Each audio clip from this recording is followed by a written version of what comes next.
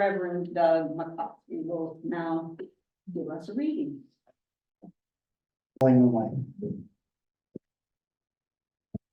This reading is from the Reverend Kathy Tooley. She says, there is no more important time than the present for us as UUs to examine how we value, perhaps overvalue, knowledge. Unitarians have a long-standing expectation of learned clergy. We boast of being a faith of reason in which you don't have to check science at the sanctuary door. While our non-dualistic faith is what attracts people like you and me to Unitarian Universalism, we might also accept that the truth and meaning we are called to seek can be ascertained not only by knowledge and reason, but also through the heart and soul, through deepest contemplation or highest conscience. In letting in the mystery, in being comfortable with not knowing, in embracing the ineffable, we must take our minds down from their pedestal and inhabit the rest of our body every now and then. Try taking a deep bow or engage a downward dog pose.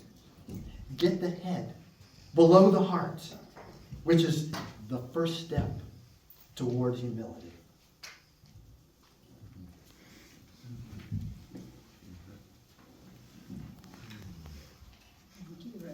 So now let us take a few moments in silent reflection as we prepare to share our resources, our spirit, our presence with one another.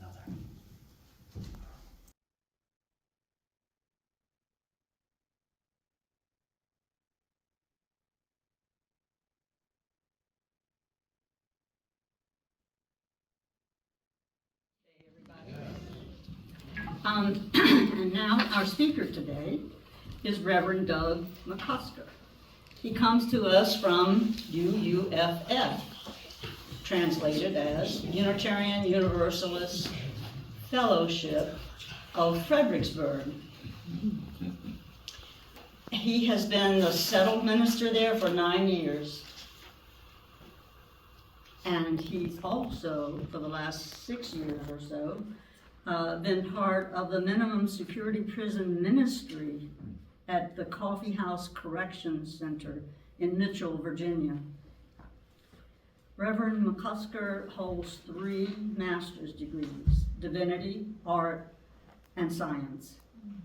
He's a certified mindfulness outdoor guide, and he leads groups through forest bathing. It's an immersion experience in nature. But wait, all that is recent history. He also spent 32 years as a cartographer and a systems engineer with the National Geospatial Intelligence Agency. I had to look that up. Reverend McCuster is also a husband to Marie Lipscomb and a father to Bree, their grown daughter. So, Reverend, we're just happy to have you here. And I am very happy to be here once again. I've been here, I think it's my 5th time now. And what you may have read is that I am going to be retiring at the end of June. So this may be my last time. So it's really nice to be with you on such a beautiful day, beautiful time of the year, seeing all the flowers coming out. And I come to you today to talk about mystery. In fact, the title of my talk today is I Love a Good Mystery. I suppose some of you may as well. The Greek philosopher Epictetus wrote, "You are a distinct portion of the essence of God, in yourself. Why then are you ignorant of your noble birth? Why do you not consider whence you came? Why do you not remember when you are eating, who you are who eats, and whom you feed? Do you not know that it is the divine that you feed, the divine that you exercise? You carry a God about with you. Now, I often think about the divine spark that Epictetus described so long ago. It is much easier for me to grasp the notion that I and all matter around me is infused with stardust from the cataclysmic explosion that scientists call the Big Bang. But is there an eternal, pre-Big Bang essence that hums along in some unseen harmonic frequency in the space between the stardust? I ponder such things because something deep inside me is drawn toward the mystery, even if I can't put my finger on it. I feel it. I experience it, but I can't sense it. When I try to imagine it in my mind, it slips away but leaves a trace of wonder. I can see why it is called the Spirit, because it haunts me. Not in a scary way, but in an ever-present, just around the corner, always present, but not always, presentable.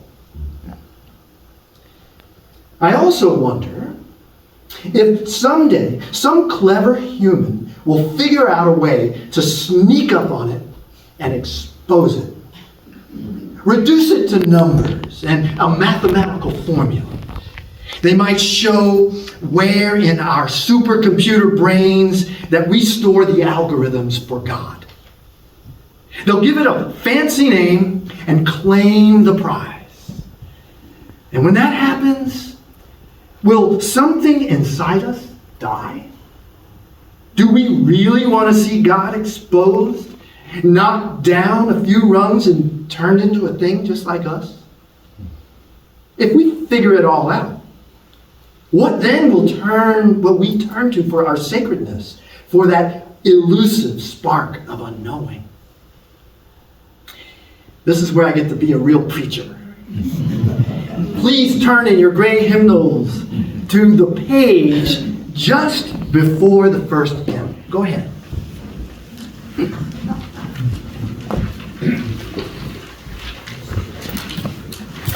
Okay, you will see there the familiar 7 principles of Unitarian Universalist congregation that we covenant to affirm and promote. You see it? All right.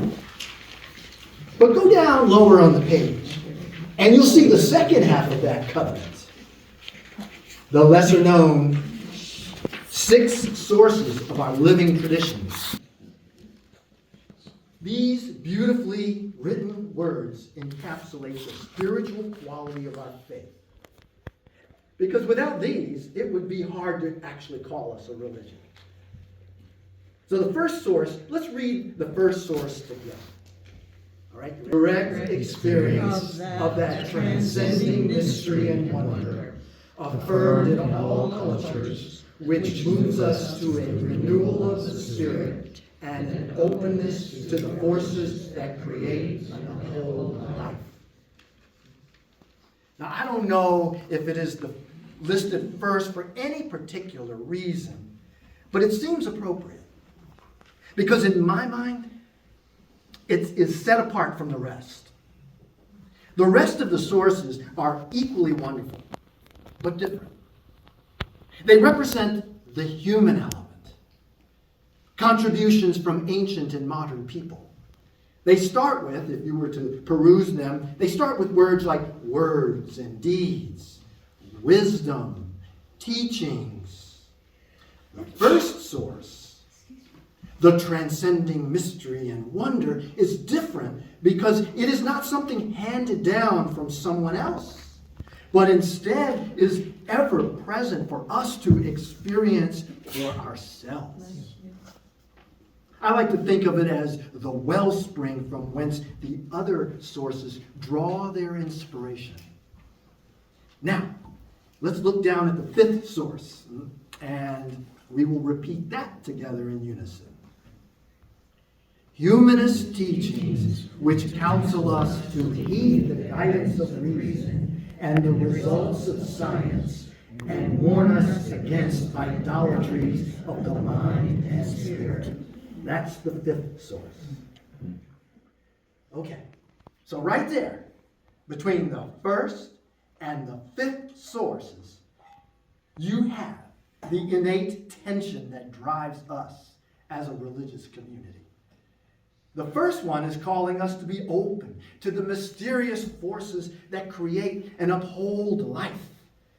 The divine spark that Epictetus called God. But then, the fifth source says to heed the guidance of reason and science so that we don't create idolatries of the mind and spirit.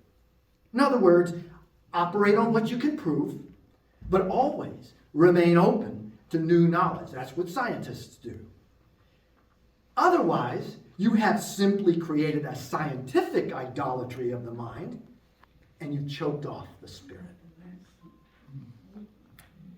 In his book, Skinny Legs and All, now you can put your hymnals down.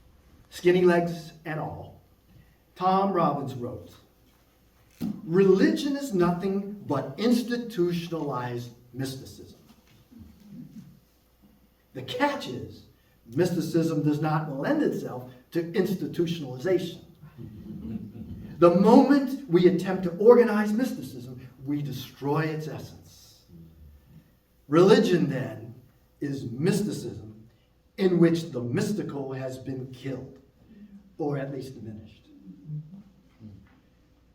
By using the word religion, I think he is referring to religious dogma that has boxed the mystical into an institutionalized container with hard boundaries and a static essence that never changes, with commandments and creeds that carry eternal consequences if you dare violate them.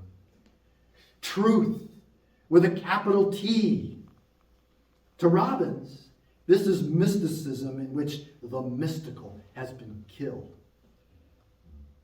But I object to this indictment of religion as equivalent to dogma because I believe that there are not one and the same. Unitarian Universalism, Hinduism, Taoism, Baha'i, and Buddhism are all religions that draw from many sources and leave the door open to direct experience of that transcending mystery and wonder.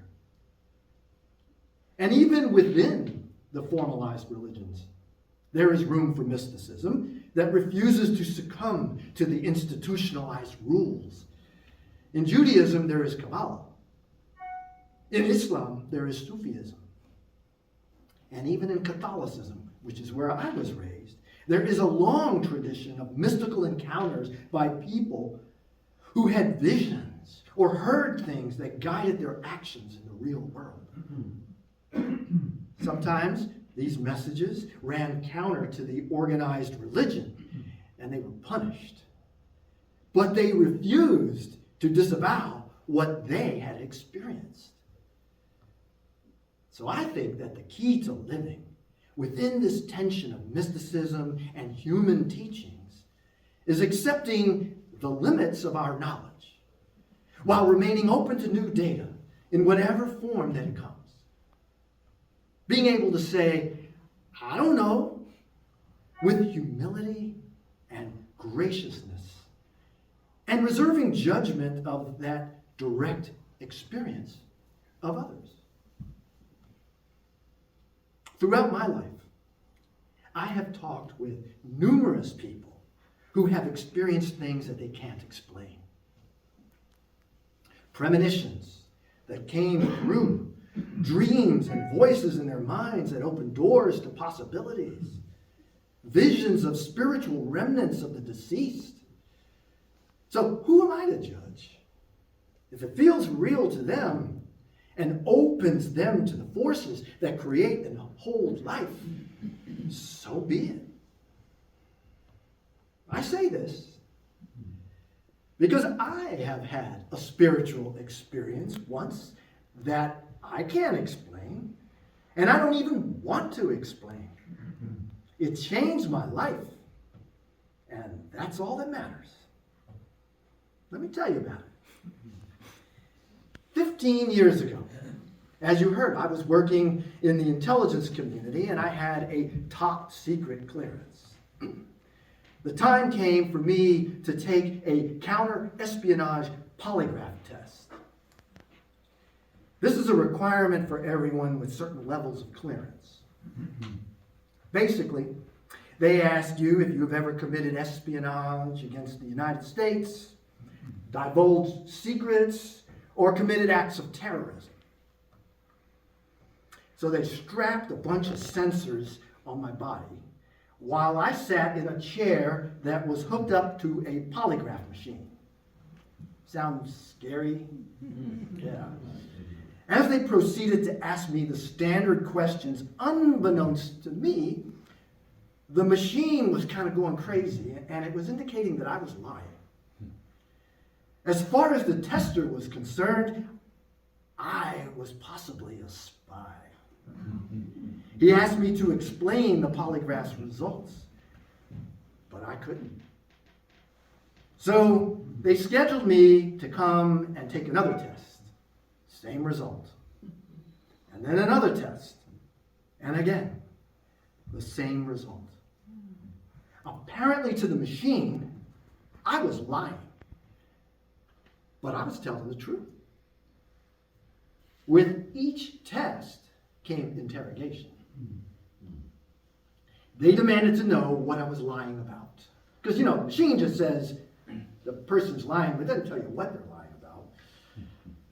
So they asked me all kinds of questions about my religion. Yes, they asked me about my religion. Unitarian Universalism. This countercultural movement, They asked me about my political views. And this was during the Obama administration. They asked me about my foreign relatives. I'm Colombiano. I have first cousins, about 20, that live in Bogota and other parts of Colombia. And they wanted to know about every trip that I'd ever taken, especially those overseas. They even asked me if I'd ever cheated on my spouse. My life had become an open book. They were determined to discover some nefarious secret that I was withholding. And they were using every trick of the trade to get me to confess to something. Anything that would explain my apparent subterfuge. The problem was I had no explanation. I was as dumbfounded as them. And my interrogation of myself was just as cruel. With each test and each round of questions, I sank further into a dark hole of unknowing. I doubted myself. I even began to wonder if I had a split personality that had done things that the other half didn't know. I was an anxious-ridden mess, unable to sleep, unable to focus. And I compounded it by not telling anybody about it because I was ashamed, confused, and alone. I didn't even tell my wife. Thank goodness I maintained enough of a grip on reality that I refused to confess to something that I knew that I hadn't done. But I can see where people do that just to get them off your back because it's unrelenting. But I still didn't know what was going on, and it didn't relieve my confusion. After the last test, my inquisitors told me that they were going to turn me over to the authorities, meaning the FBI, and that I would probably lose my clearance and, as a result, my livelihood. So the next day, I was in my backyard, and I was running my lawnmower. This was the fall, so I was running my lawnmower over all the leaves that had fallen on the ground. I was running the polygraph encounters around in my mind for the umpteenth time, trying to find some explanation of why my life was about to be ruined. I was making a huge racket. Dust and bits of leaves were flying everywhere, when suddenly I heard chirping over the sound of the lawnmower. Right on the tree trunk, at arm's length, were two little bitty birds squawking at me. Behind me on another tree were two larger birds squawking at the baby birds, or maybe they were squawking at me too. And none of this made sense.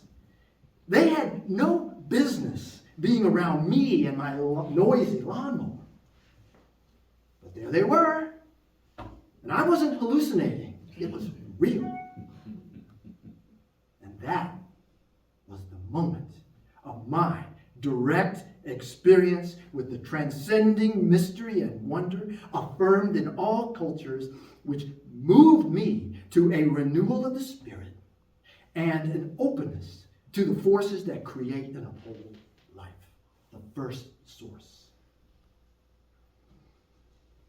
I turned off my lawnmower and I started crying. I crumpled to my knees and I looked at those birds, and all I could say was, "Thank you." I couldn't translate their chirping, but to me, they were telling me that I was not alone. In my utter despair, I was still connected and held. I call those birds my spiritual guides. Their mere presence showed me a way out. I went into the house, told my spouse what I had been going through, and I dumped my entire burden on the floor. And I was catastrophizing. I'm going to lose my job. We're going to be homeless and all that, you know. And she looked at me with eyes of love. She said, "I trust you. I believe in you. If you lose your job and we have to live on the street corner, I will share a tent with you." Boy, that makes me feel it all over again. Now talk about a renewal of the spirit. She reached out to me with love, and immediately the power that my inquisitors held over me vanished. My fears of imprisonment and public disgrace were replaced with belief in myself. Now, I never found out why I flunked the polygraph, but I did know who I was and that I was not alone. And I believe that's what really matters. In case you're wondering, the FBI never investigated me, and for some reason, my agency let me continue to have my clearance and to continue working there. Well, I reevaluated my goals, and I decided that I was no longer in sync with my job. I think that was what was causing the polygraph machine to go crazy. So I pursued that which brings me joy, and it happened to be ministry, and here I am. Now, can I explain those little birdies? Nope. But thank goodness they were there, and that I had the presence of mind to listen and interpret a message that I needed to hear. I'm not spiritually adept enough to call those birds back whenever I need them. But perhaps their job was done. It's up to me to be open to the mystery and to make meaning of it whenever it comes. The meaning making, that's our jobs. That's where the wisdom, the words and the deeds and the teachings from other traditions and from science comes. It's not mystery or knowledge. It's a both and. That's what constitutes a spiritual faith without idolatries of the mind and the spirit. An openness to mystery and the responsible search for truth and meaning. A holy curiosity of that elusive spark of unknowing. If we keep ourselves open to the spirit of life, to the wonder and awe of the unknown, we will find that we are never alone. At the heart of mystery is unity, the nexus of all our individual souls and our individual spirits.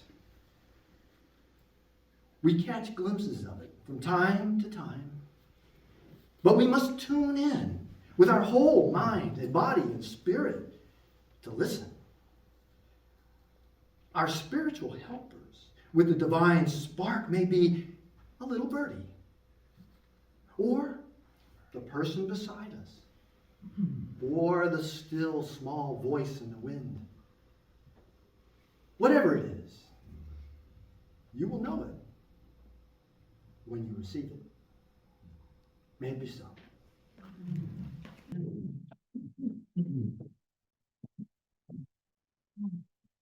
So, that was wonderful. Thank you. So, I love that story. Are there any questions or comments? I will. Wait, it may not be on. So thank you very much. That was right in line with what I was thinking about earlier, actually. This whole thing about serendipity is a big thing for me. And it happens so frequently, more and more now than ever before. And I find it kind of like a willing opening, if you will, a allowance of whatever grace is there to touch me. And it's fantastic. I also wanted to share that many, many years ago, I was standing on Point Ray. It's in the westernmost part of California, looking over a 2,000-foot cliff at the ocean, and the hair on the back of my neck stood straight up. And it's not because, even though I am afraid of heights, I was standing next to a wooden rail fence, and I was overlooking the ocean, and I was happy. I wasn't contemplating anything evil. And then all of a sudden, this feeling came over me, and I turned to my right and stepped back one step and saw a shadow brush past where I was standing and down over the cliff into the ocean. And it was a human shadow. And I wasn't thinking of any such thing. And that was the closest I'd come to some kind of real encounter, I guess. But yeah, your story is really good too. And thank you very much. That's wonderful. Thank you for your story. Absolutely lovely. It brought to mind a couple of times in my life when I had pushed myself to the edge of desperation and something wonderful, spiritual, pulled me back. But I forget about those times, and then I push myself to the edge again. So, sometimes we just need to be reminded that those times happened in our past and they're still there. So thank you so much. It's hard to stay there. Yes. Yeah. I guess that would be nirvana, you know, if you stayed, but most of us aren't there. And so we catch glimpses and we go back to our everyday, and then when we take that to the limit, then we're pulled back into that place where, you know, it's the spiritual place. And it's all part of us. And like you were saying, it happens more, sometimes it happens more and more, but it's not that it's happening more and more, it's that we're noticing it more and more, right? And that's on us. Well, I thought that was really interesting too, Doug. And I think those feelings of spirituality and transcendence are wonderful. I wish I could have them more. This is not where you are, I don't think, but the worry I have is people who rely on voices from beyond and mysticism to determine truth can adopt feelings that they know truth that you don't, and that other groups are wrong, and that their truth is your truth. And science has a way of sort of resolving things. Scientists disagree, but eventually they experiment and find out what the truth is. There's no way of resolving the difference between what some group feels like their truth they're getting from beyond and another group they're getting from beyond. So I am skeptical of that way of arriving at truth. But I certainly think it's wonderful to have spiritual experiences, and that can tell you a lot about your life and where you fit in. Yeah, I think what you were describing is what Tom Robbins was describing as mysticism that becomes institutionalized, because that's when you say this is the truth with a capital T, and we're going to put it in this jar, and we're going to close it, and we're going to open it up on Sundays, and then put it back, and that kills it. It chokes it off, and it takes it out of experience and starts to put it into a explained thing that everybody must believe. Whereas liberal religion, Unitarian Universalism being one of them, gets its authority from the personal experience. And it can be something that you leave the door open and say, I just couldn't explain that, but I can't see it, but I think there is a spiritual something or other, like, in Taoism, they call it the Tao, the energy. And then from time to time, science will explain it, but scientists always have that edge around which they can't quite explain. Some scientists call that God until that piece of God is explained. But there's always something out there, and they want it that way because job security, right? I have a question. At the very end of your talk, you said something about meaning. It kind of tied everything together, what you said. And I'm going to ask you to repeat what you said. But the reason that I'm asking is because as a parent, troubled adult child, I struggle with my role in his life at teaching meaning. Teaching the principles that you've taught us here today.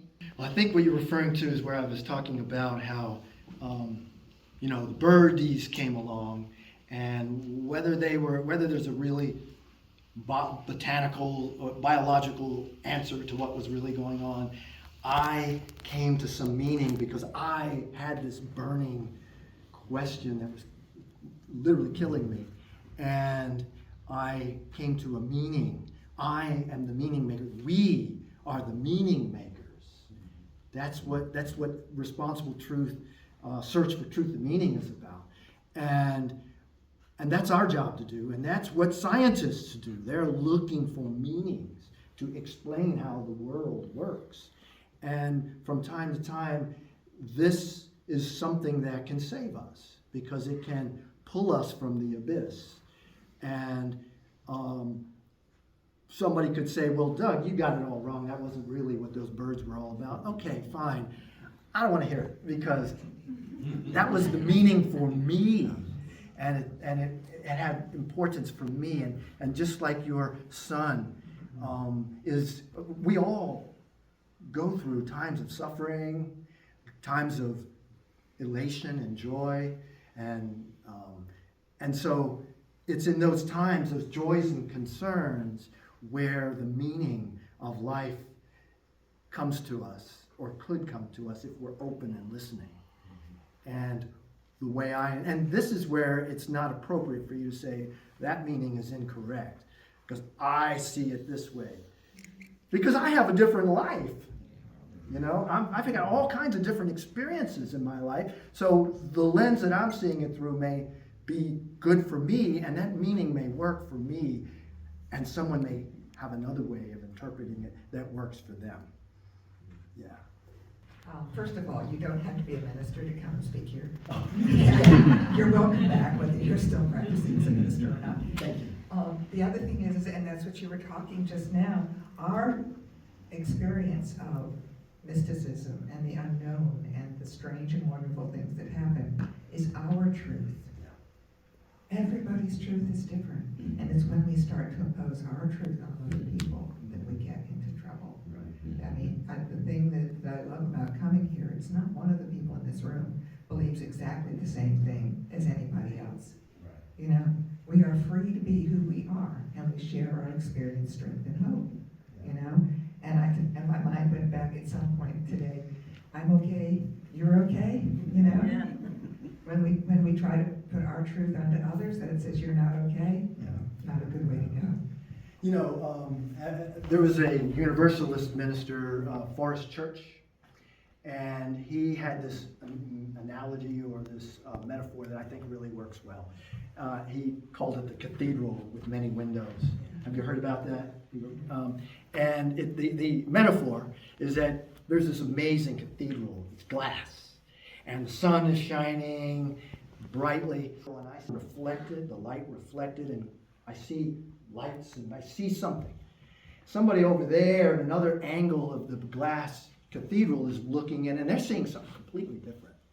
So it would be inappropriate for me to say what I'm looking at is the real thing, forget what you're looking at. And so that's one of the bedrock things about Unitarian Universalism, and he was a Universalist, and pluralism is that we leave it open to say, okay, your view of what you're seeing is valid, and so is mine. Well, is there a real truth where everything is moving towards? Probably. But are our brains able to really perceive it yet? And is that what we get to when we die? The answer is revealed. Who knows? I had another thought. I've had a variety of I'm going to call them open experiences, you know, and some are similar and some are not. But the more I have had and the more I accept them as real for me, the more I become open to messages that I can't get there by myself, but I can recognize when they're given to me. You know, and the more I allow that awareness in myself, the larger that awareness gets. Those are not the best words, but they're the ones I have right now. Sure. It's like muscle memory. Yes, yes. And then you exercise it and you get stronger. Yeah. So when I taught second grade, one of the storybooks that I used to read with my kids was called Seven Blind Mice.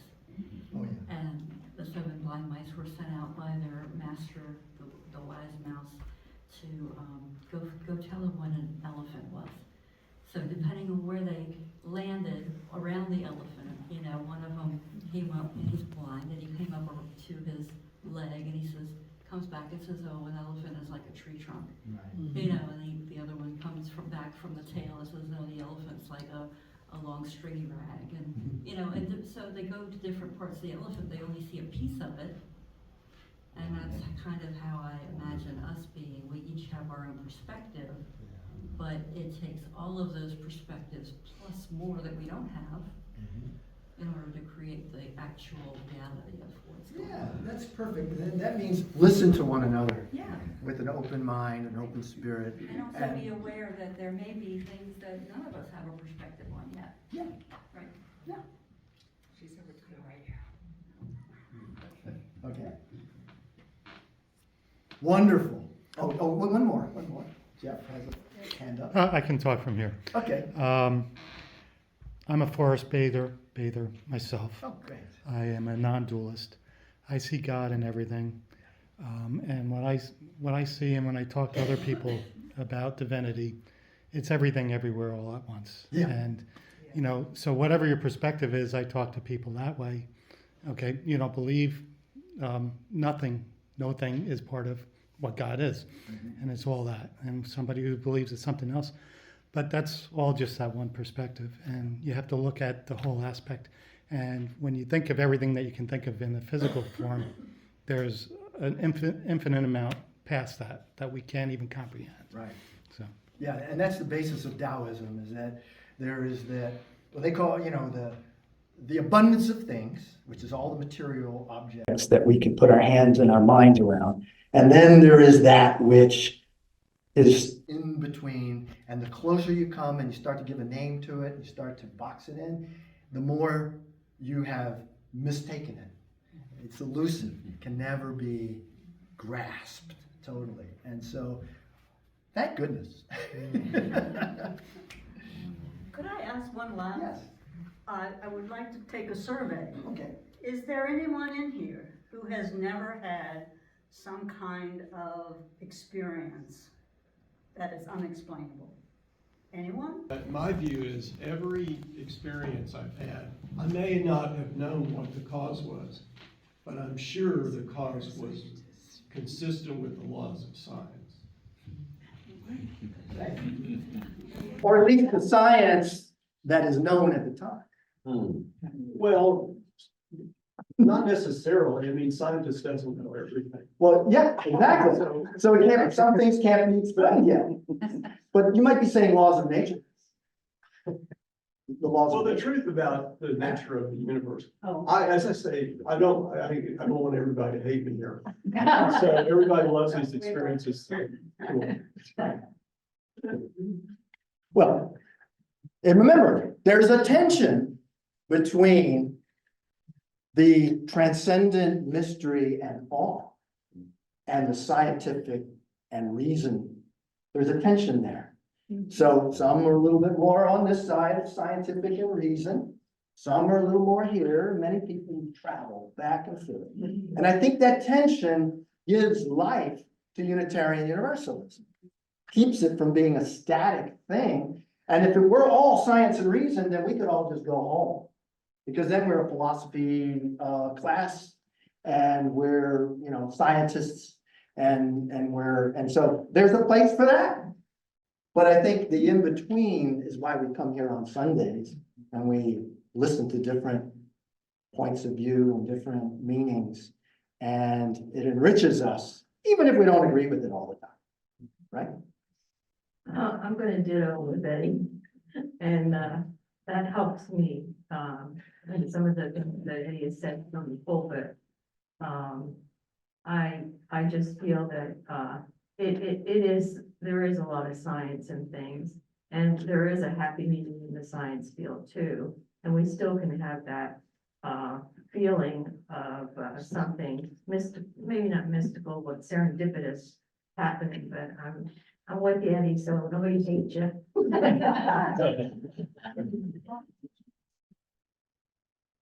I vote with it. Good, because you don't want, every group thing, right? We have to reserve the meaning for ourselves. All right, well, thank you so much. Thank you.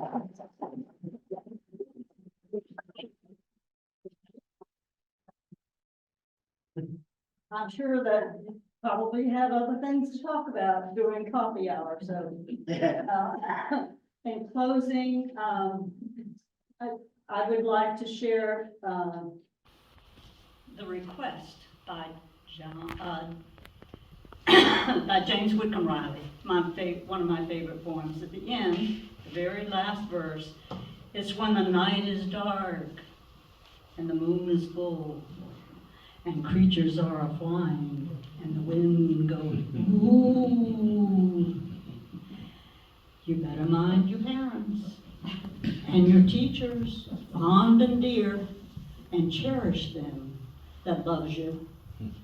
And dry the orphan's tears and help the poor and the needy ones that cluster all about, or the goblins will get ya if you watch out.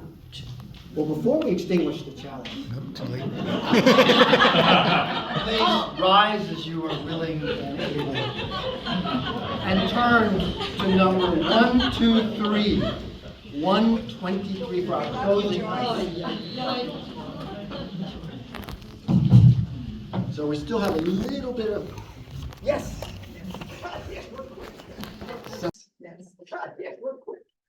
So 123, Spirit of Life. Who would like to get us in the right pitch?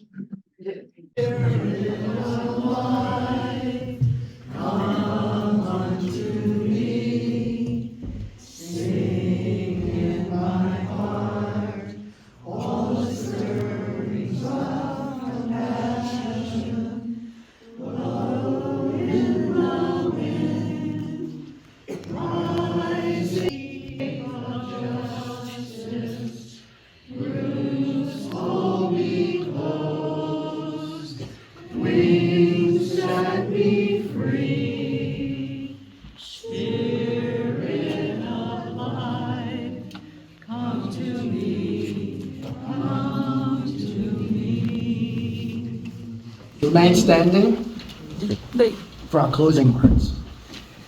We are the ones who live wholeheartedly and courageously. We are the ones who reach past the known to hold that which is liminal, nebulous, and layered with complexity. So whenever we do this hard and holy work, whenever we show up with our hands trembling and our hearts fluttering, may we know that we are not alone and that we have what we need for this moment. May we remember that we are woven together, and may we trust that we can lean into the container that mystery and community hold onto us. May it be so.